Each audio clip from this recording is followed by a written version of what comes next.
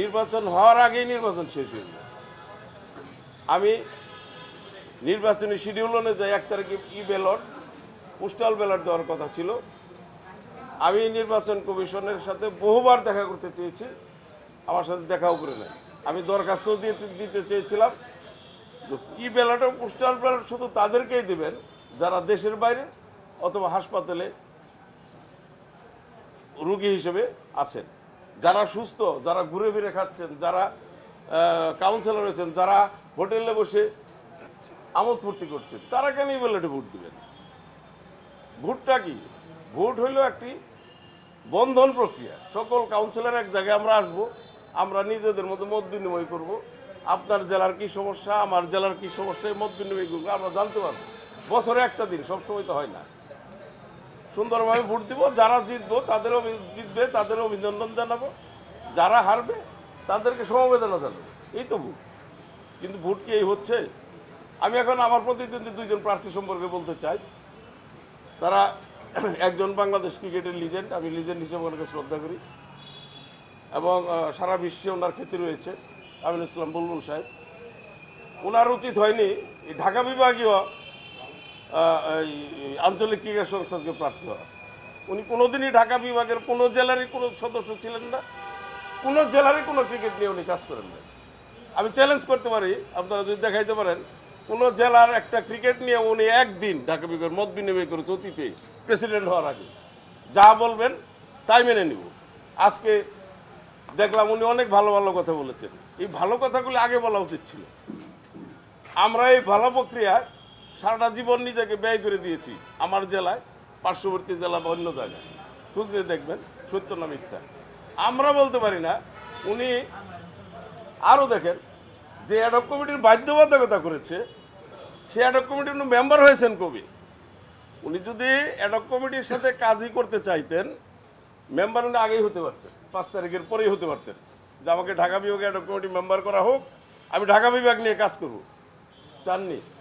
Member হয়েছে নির্বাচন শুরু হলে একটি অস্বচ্ছ প্রক্রিয়ার মাধ্যমে ঢাকা বিভাগীয় ক্রীড়া সংস্থার অ্যাডহক কমিটির মেম্বার হয়েছেন এবং কাউন্সিলর হয়েছেন, এবং উনি চিঠি দিয়ে সকল জেলায় অ্যাডহক কমিটির বাধ্যবাধকতা নির্ধারণ করেছে। একই প্রকার নাজমুল আবেদিন ফাহিম, উনি গেম ডেভেলপমেন্ট ম্যানেজার হিসেবে কাজ করেছে, তখন আমি ক্রিকেট বোর্ডের পরিচালক ছিলাম। আমি সেই প্রসঙ্গে যাইতে চাই না। ওনার অ্যাডহক কমিটির মেম্বার হওয়ার দেখেন, ঢাকা জেলা ক্রীড়া সংস্থায় উনি কবে, কোন সময়, কোন উপজেলায়, ঢাকার কোন গিয়ে কোন সময় মেম্বার ছিলেন, কোন খেলা পরিচালনা করছেন, আমি একটু জানতে চাই। উনি ওই একই প্রক্রিয়ায় ঢাকা জেলা ক্রীড়া সংস্থা অ্যাডহক কমিটির মেম্বার হয়েছে। তাইলে অত্যন্ত সুকৌশলে সারা দেশের যোগ্য ক্রীড়া সংগঠকদের, যারা যার যার জেলার ক্রিকেট নিয়ে পড়ে থাকে, তাদেরকে বিদায় করে কিছু অপ্রাপ্ত বয়স্ক ছেলেদেরকে ক্রিকেট বোর্ডের কাউন্সিলর বানিয়েছে গেল। তারপরে আমি বলবো ঢাকা বিভাগীয় কিছু কাউন্সিলর, আমি নাম ধরে বলতে পারি, রাজবাড়ী জেলার কাউন্সিলর, খুঁজে দেখেন, ফরিদপুর জেলার কাউন্সিলর, গোপালগঞ্জ জেলার কাউন্সিলর, গাজীপুর জেলার কাউন্সিলর, এরা বিগত কয়েকদিন যাবৎ হোটেল শেরাটনে অবস্থান করছেন। তাদের কি এতই পয়সা আছে? নিজের পয়সায় তারা হোটেল শেরাটনে অবস্থান করে ভোট পরিচালনা করছেন। এর নাম নির্বাচন। আমিনুল ইসলাম বুলবুল সাহেবকে আমি এই নির্বাচন, উনি তো একজন ভোটার, আমি ওনার কাছে ভোট চাইতে পারি। একটা দিন আবার ফোন রিসিভ করেননি উনি, একদিনও না। বা পাল্টা কোনো মেসেজও পাঠাননি যে আমি পরে আপনাকে ব্যাক করতেছি, করেন নাই। এটা তাহলে কিসের ভোট? আমি যদি একজন ভোটার কাছে ভোটই চাইতে না পারি, কিসের ভোট? আমি 4 জন কাউন্সিলরের ফোন নাম্বার এখন পর্যন্ত পাইনি, বিসিবি আমাকে দেয়নি। 4 জন কাউন্সিলর, তাহলে ভোট কি? তাহলে আমি কীভাবে ভোট করব? ভোটটা তো স্বচ্ছ না। আমি প্রমাণগুলি দিচ্ছি, আপনার প্রমাণ নেন। তারপরে আমি ব্যালটের ব্যাপারে নির্বাচন কমিশনকে 1 তারিখে বললাম যে আপনারা আজকে 4টে পর্যন্ত ব্যালটের তথ্য দেওয়ার কথা, আমি একজন প্রার্থী, আমাকে তথ্য দিন। আমি লিখিতভাবে জানাতে চাইলাম, অফিস বন্ধ, কিচ্ছু নাই, তারা কোথায় বসে কোনো ঠিকানা নাই। নির্বাচনের কাজ থাকবে, নির্বাচন যতদিন চলমান থাকবে নির্বাচন কমিশনের অফিস সবসময় এখানে খোলা থাকবে, আমাদের নানান বিষয় নিয়ে আমরা কথা বলতে পারি। ওনারা আসেন নাই, বহুবার ফোন করেছি, আমি ফোন প্রমাণ দেখাতে পারি, ফোন রিসিভ করে না। পরবর্তীতে আমি সিওর সাথে কথা বললাম, সিওকে বলার পর সিও তাদের সাথে কথা বললো, তারা আমাকে তথ্য দিল 4 তারিখে যে 63 জনই ব্যালট নিয়েছে। আমি বললাম যে আমার 63 জন তো জানা দরকার নাই, আমার দরকার আমার বিভাগে কতজন নিয়েছে, কে কে নিয়েছে, এই তথ্য আমি পেতে পারি। ওই তথ্য আমরা দিতে বাধ্য নই। আমি বললাম অবশ্যই বাধ্য, তাহলে বলেন আমাকে, আমি নির্বাচন থেকে সরে যাই। ফোন রেখে দিল, ফোন আর ধরলেন না। পরবর্তীতে সিওর মাধ্যমে জানতে পারি ঢাকা বিভাগ থেকে 7 জনই ব্যালট নিয়েছে। আজকে পত্রিকার মাধ্যমে আজকে পর্যন্ত আমি নির্বাচনে ছিলাম, আজকেও আমি একজন ভোটারের কাছে যাকে ফোন করে কোনোভাবেই ধরতে পারিনি, সেই গোপালগঞ্জের ভোটার। গোপালগঞ্জে আমি ভোরবেলা গিয়েছি তার বাসায় গিয়ে, যে তাকে ধরেছি ভোটটা, সেও সেখানে ভয় পায় যে আমি আপনাকে কীভাবে ভোটটা দেবো, আমার ভোটটা তো মন্ত্রণালয় যেভাবে বলবে আমি সেইভাবে ভোট দেবো। তা নির্বাচন কোথায় আছে? যুব ক্রীড়া মন্ত্রণালয়, ক্রিকেট বোর্ডের আমিনুল ফাহিম সাহেবেরা, প্লাস নির্বাচন কমিশন বিনি সুতার মালা গেঁথে ফেলেছেন, যে মেলা আমার গলায় কোশ্চেন কালেও পড়বে না। সুতরাং আমি আজকে আপনাদের মাধ্যমে এই অস্বচ্ছ একটি নির্বাচন থেকে সরে দাঁড়াচ্ছি। তবে ক্রিকেট থেকে নয়, স্পোর্টস থেকে নয়, আমি একজন ক্রীড়া সংগঠক, আমি আপাতমস্তক একজন ক্রীড়া সংগঠক। আমি গর্ব করে বলতে পারি দুঃসময়েও আমি ক্রীড়াঙ্গনের পাশে থেকেছি, আসি, ভবিষ্যৎ থাকবো। এটা আমার নেশা, এটা আমার ধ্যান জ্ঞান। এটুকুই আপনাদের কাছে আমার বক্তব্য। যদি কোনো প্রশ্ন থাকে এখন বলতে পারি। এটা তো ওনাদের পরিকল্পনাই বললেন, সুনির্দিষ্ট পরিকল্পনা বলে ফেললেন, কিন্তু এই প্রক্রিয়ায় মনে হয় না নির্বাচন শেষ হয়ে গেলে ওনারা জেলার কাউকে চিনবেন। জেলার কোনো কাউন্সিলর আমার মনে হয় না ওই গেট পার হতে পারে, এটা আমি বলতে পারি।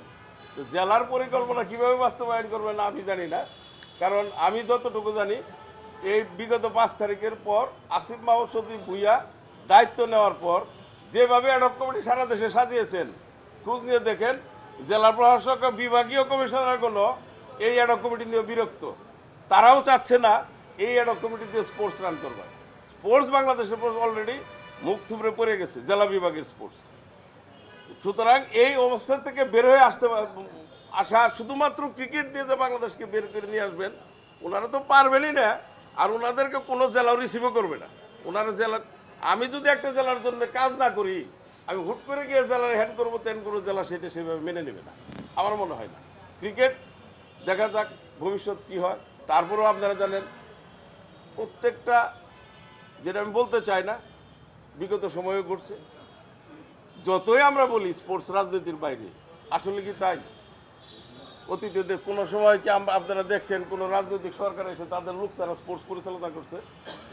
সেরকম আগামীতে যে নির্বাচন হবে, খুব বেশি না, খুব কাছেই নির্বাচন, সেই নির্বাচন যেই দল আসবে সেই দল যে তার মতো করে এই ক্রিকেট বোর্ড সাজাবে না, তার কি গ্যারেন্টি আছে?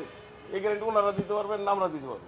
পাপন সাহেব বিদায় নিয়েছেন বলতে চাই না, ওনার বিদায়টা পলাতক অবস্থার মধ্যে দিয়ে হয়েছে, কিন্তু উনি সফল।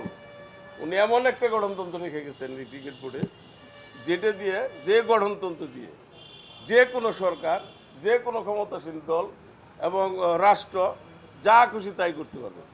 আমরা এই গঠনতন্ত্রের পরিবর্তন চাই, এমন একটা গঠনতন্ত্র চাই যাতে করে তৃণমূল পর্যায়ের ক্রীড়া সংগঠকেরা তাদের মতামত বাস্তবায়ন করতে পারে, তারা দায়িত্ব গ্রহণ করতে পারে, তারা ক্রিকেট বোর্ডে আসতে পারে। তৃণমূল পর্যায়ের যে 10 জন পরিচালকের মধ্যে ঢাকার থেকে সবাই হবেন, হঠাৎ করে রাজনৈতিক নেতার ছেলে হবেন, হঠাৎ করে অমুক হবেন তমুক হবেন, এগুলো আমরা আশা করি না। আমরা চাই যে জেলায় যারা কাজ করবে তাদের মধ্যে থেকেই, আমরা যেটা বলেছিলাম 2012 সালে আমি গণতন্ত্র কমিটির সদস্য ছিলাম, আমি বলেছিলাম জেলার কাউন্সিলর হবে কমপক্ষে তাকে ওই জেলার সাধারণ পরিষদের সদস্য হতে হবে এবং তাকে ওই জেলার কার্যনির্বাহী পরিষদের সিদ্ধান্ত সাপেক্ষে জেলা প্রশাসক অথবা সাধারণ সম্পাদক মনোনয়ন দিবেন, যেটা ছিল সবচেয়ে বাস্তবসম্মত, যেখানে কোনো হস্তক্ষেপের সুযোগ ছিল না। সেটাকে এই পাপন সাহেবেরা বিগত সময়ে এই গঠনতন্ত্রটাকে ইচ্ছা মতো পরিবর্তন করে এই আজকের যে এই সংকটের জন্য সুন্দর একটা জায়গা রেখে গেছে। ওনারা কিন্তু সফল, সেই দিক থেকে আমি বলব। আর একটা বিষয় আমি বলি, আজকে 13টা ক্লাব বা 15টি ক্লাব কোর্টের মাধ্যমে কাউন্সিলরশিপ ফিরে পেয়েছি। আমি একটু পিছনে যেতে চাই। বিগত 9 বছর আমি ময়মনসিংহ বিভাগীয় ক্রীড়া সংস্থার সাধারণ সম্পাদক ছিলাম। জাতীয় লিগে প্রত্যেকটি বিভাগীয় ক্রীড়া সংস্থা খেলে। বিগত 9 বছর আমি 90 বার ক্রিকেট বোর্ডে ধর্ণা দিয়েছি। ময়মনসিংহ বিভাগকে জাতীয় লিগে খেলতে দেওয়া হয় নাই। পাশাপাশি বিভাগের কাউন্সিলরশিপ তো দূরের কথা, বিভাগের কোনো কার্যক্রমেই এই ক্রিকেট বোর্ড আমাদেরকে অন্তর্ভুক্ত করে নাই। সেই ক্ষেত্রে 15টি ক্লাব ঠিকই কাউন্সিলরশিপ পেয়েছে সেই সময়। তাহলে তাদের এই ক্রিকেটকে নষ্ট করার যে মূল অস্ত্র যেটা গণতন্ত্র, সেটাকেই তো তারা নষ্ট করে গেছে। এটা আজকে যারা বক্তৃতা দিল আমি একটু শুনছি, তা আমি অমুক করব তমুক করব, আমি জেলা বিভাগকে খেয়াল করে রাখবো, আমি জেলা বিভাগের সংগঠকদের ভাববো। এটা আইওয়াস, অতীতে আমরা দেখি নাই। আমি আমি 42 বছর যাবত ক্রীড়াঙ্গনে আছি, শুধু ক্রিকেটের নির্বাচন না, ফুটবলের নির্বাচন না, অন্য সংগঠন নির্বাচনে আমি সম্পৃক্ত থাকি, যেহেতু জেলার স্পোর্টসে আমি কাজ করি। সেই ক্ষেত্রে আমি যা দেখেছি, যখনই কোনো ফেডারেশনের নির্বাচন হয় তখন ওই জেলার কাউন্সিলরদের জামায় খুবই যত্ন সহকারে ওই নির্বাচন চলাকালীন সময় ঢাকার সংগঠকেরা তাদেরকে গ্রহণ করে, যে নির্বাচন শেষ আর কোন পর্যন্ত ধরে। এটা আজকে পত্রিকায় প্রমাণ। গত দেখে থাকবেন যে 35 জন কাউন্সিলরকে একটা কম্পিউটার এবং একটা স্ক্যানার মেশিন দিয়ে দুইজন করে ডেকে ভোট নিয়েছেন, যেটা আজকের পত্রিকায়, আমার দেশ পত্রিকায় দেখেন। এটা তো পোস্টাল ভোটের সিস্টেম না। আপনি পোস্টাল ভোট দেবেন আপনি নিজের মেল থেকে, আপনি নিজে একা দিবেন, সেখানে কেউ থাকবে না। বা নির্বাচন কমিশন যদি পোস্টাল ব্যালট আপনাকে অ্যালাউই করে, প্রতিদ্বন্দ্বী প্রার্থী হিসেবে আমাকে জানাবে উনি পোস্টালে ভোট দিবেন, তাহলে আমি এজেন্ট চাইব যে উনি কীভাবে ভোট দিবেন এটা আমাকে জানতে হবে। এটা কিন্তু তারা করে নাই। আজকে আমার দেশ পত্রিকার রিপোর্ট মিলাই দেখেন, শেরাটন হোটেলের যারা অবস্থান করছে তাদের মিলাই দেখেন, একটা জায়গায় বসে থেকে 35 জনকে ডেকে ভোট গ্রহণ করা হয়েছে। রাতে গত রাতে বা তার আগের রাতে হয়েছে। রাতের ভোট তবু তো ওরা ব্যালট বাক্স পড়ছে, সেটা আলাদা জিনিস। এরা তো সুকৌশলে এমন কাজ করছে, সেটা ব্যালট বাক্সেরও হার মানাই ফেলছে। এবং এই অবস্থা ক্রিকেটের স্বার্থে আমার সর্বশেষ কথা, এই অবস্থার পরিবর্তন চাই। এসব থাকবে আমরা চাই না। সকলকে নিয়ে এই নির্বাচন বাতিল করে পুনরায় একটি স্বচ্ছ সুন্দর নির্বাচন হোক, সেখানে যেই নির্বাচিত হবে তাকেই স্যালুট দিই। ধন্যবাদ।